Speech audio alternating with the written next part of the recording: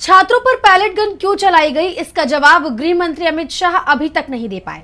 लेकिन बीजेपी के मंत्री ये जरूर कह रहे हैं कि पैलेट गन का इस्तेमाल जरूरी था। आप जानते ही हैं कि संसद का मॉनसून सत्र इसी में निकल गया कि पैलेट गन के इस्तेमाल पर शाह अब बोलेंगे तब बोलेंगे। शाह खुद भी कई बार ये कह चुके हैं कि वो जवाब देने को तैयार हैं, लेकिन अभी तक उन्होंने कोई जवाब नहीं दिया, नहीं बताया कि किसके आदेश पर पैलेट गन का इस्तेमाल किया गया। बल्कि जिस दिन से विपक्ष ने शाह से सवाल पूछना शुरू किया, उस दिन से शाह ने संसद की कार्यवाही में हिस्सा लेना ही छोड़ दिया, सदन में आना ही छोड़ दिया। खैर, शाह ने ये तो नहीं बताया कि किसके आदेश पर छात्रों को पैलेट गन से छलनी किया गया, लेकिन बीजेपी के नेता मंत्री पैलेट गन चलाने को सही बता रहे हैं। कह रहे हैं कि छात्रों पर पैलेट गन चलाना जायज था। उत्तर प्रदेश के उच्च शिक्षा मंत्री योगेंद्र उपाध्याय ने यह बयान दिया है। सबसे पहले सुनिए कि क्या कुछ बोला है उच्च शिक्षा मंत्री योगेंद्र उपाध्याय ने। पैलेट गन काय के लिए दी है ये बताएं पहले। अगर कोई हिंसा करेगा, राष्ट्रद्रोही उसमें शामिल हो गए थे उस आंदोलन में। छात्र आंदोलन था, जंतर मंतर पे उन्होंने अनुशासित ढंग से अपने मांग को रखा, लेकिन जब उसमें अनावश्यक लोग शामिल हो गए जो भारतीय संस्कृति को गरिया रहे थे, भारतीय महापुरुषों को गाली दे रहे थे, भारत के भगवानों को गाली दे रहे थे और प्राइम मिनिस्टर को अमर्यादित शब्दों का प्रयोग कर रहे थे, तब क्या करना चाहिए था? दरअसल मंत्री योगेंद्र उपाध्याय बुंदेलखंड विश्वविद्यालय में आयोजित दीक्षांत समारोह में शामिल होने के लिए झांसी पहुंचे थे और इस दौरान पत्रकारों से बातचीत में उन्होंने ये बात कही। उच्च शिक्षा मंत्री योगेंद्र उपाध्याय का कहना है कि हिंसा रोकने के लिए जो भी कदम उठाना पड़े वो सब जायज है। ऐसे में सवाल उठ रहे हैं कि शांतिपूर्ण प्रदर्शन में हिंसा कब भड़की थी और किसने भड़काई थी।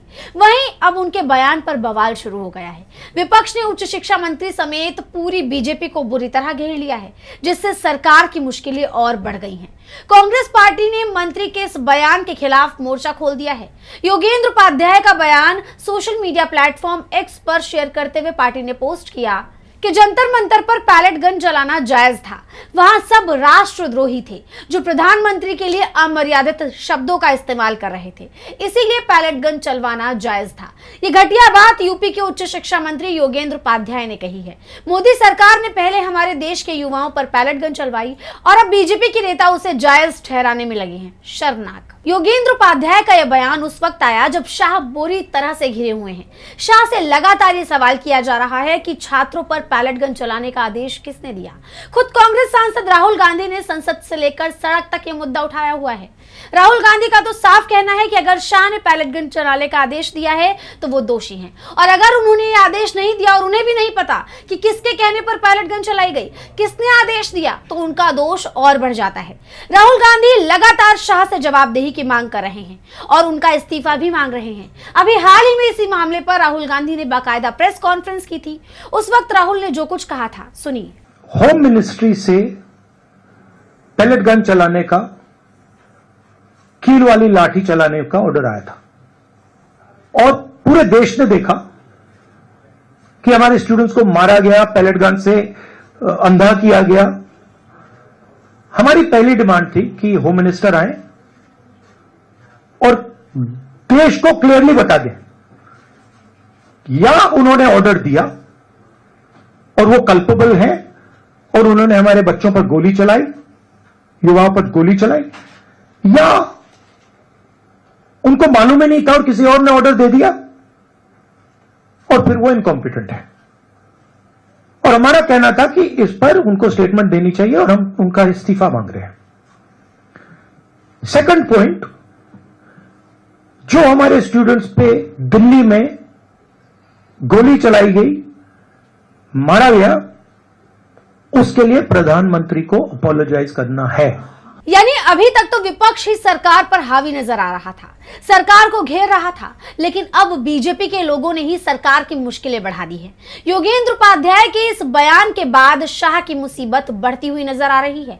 जैसा आप जानते हैं कि नीट पेपर लीक के खिलाफ कांग्रेस जनता पार्टी के बैनर तले युवाओं ने लंबे समय तक धरने पर बैठे रहे, जिसमें लाखों की संख्या में छात्र और युवा एकजुट हुए।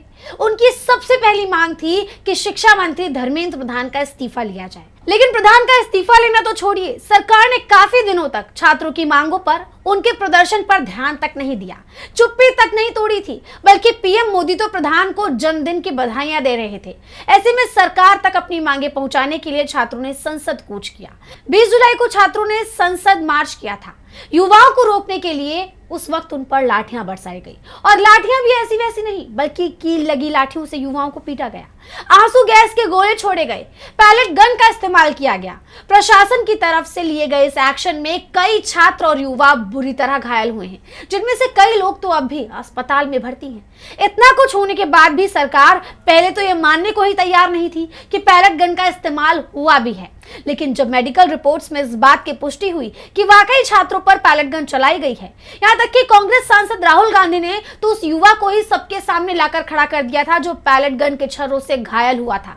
इतने सबूत मिलने और खुद की पोल खुल जाने पर सरकार की बोलती ही बंद हो गई। अब तक अमित शाह और पीएम मोदी से पूछा जा रहा है कि छात्रों के लिए इतना बर्बर रवैया क्यों अपनाया गया। संसद के मॉनसून सत्र में विपक्ष शाह से जवाबदेही की मांग पर अड़ा रहा।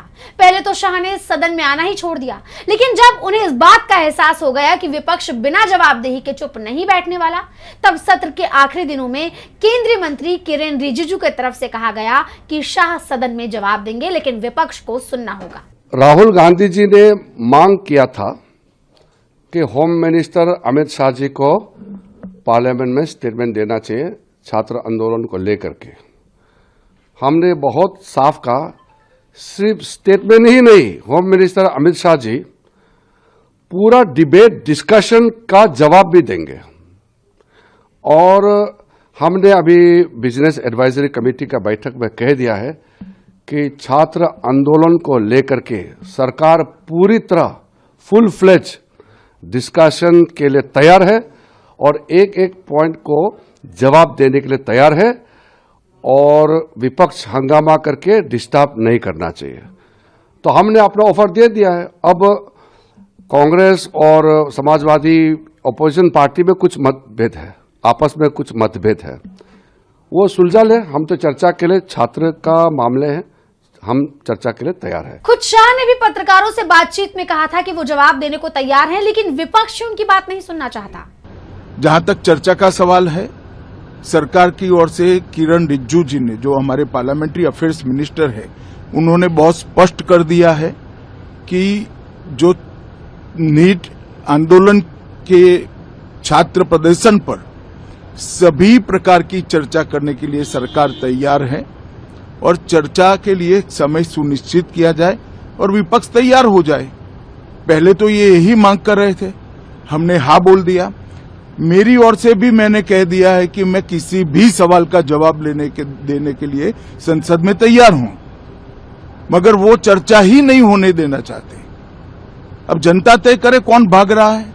जवाब देने की बात कहने के बाद भी अब तक शाह ने नहीं बताया है कि पैलेट गन क्यों चलाई गई। और अब जिस तरह यूपी के उच्च शिक्षा मंत्री योगेंद्र उपाध्याय की तरफ से ये कहा गया है कि पैलेट गन जायज था, उसने एक नई बहस छेड़ दी है। कहा जा रहा है कि शाह के आदेश पर ही छात्रों पर एक्शन हुआ, लेकिन इस्तीफा देने से बचने के लिए शाह ने चुप्पी साधी हुई है, क्योंकि ये तो साफ है कि अगर शाह ये मान लेते हैं कि उन्होंने आदेश दिया था पैलेट गन के इस्तेमाल का, तो उनकी कुर्सी खतरे में पड़ जाएगी, शाह के इस्तीफे की मांग तेज हो जाएगी। लेकिन अब उच्च शिक्षा मंत्री ने यह बयान देकर शाह को फंसा दिया है। ऐसे में देखना होगा कि विवाद कहां जाकर थमता है।